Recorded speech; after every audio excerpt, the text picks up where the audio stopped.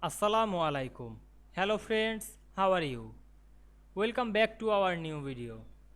In this video, I am going to show you how to insert shapes in Microsoft Word Windows. Let's get started. At first, we have to open a Word document on our Windows computer. Then we want to insert shapes in this document. We go to the insert menu and we can see here many options. We find and select the shapes option. Then we can see here many shapes. We select any shapes and draw it.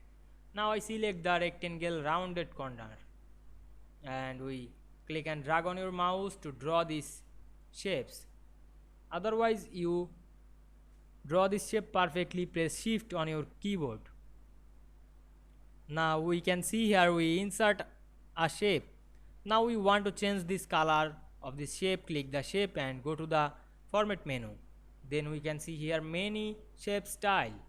We select any style of this style drop down menu. Otherwise you change shape fill color or shape outline color and apply another effect. I hope you enjoyed the video. Please like, comment, share and subscribe my YouTube channel. Thanks for watching.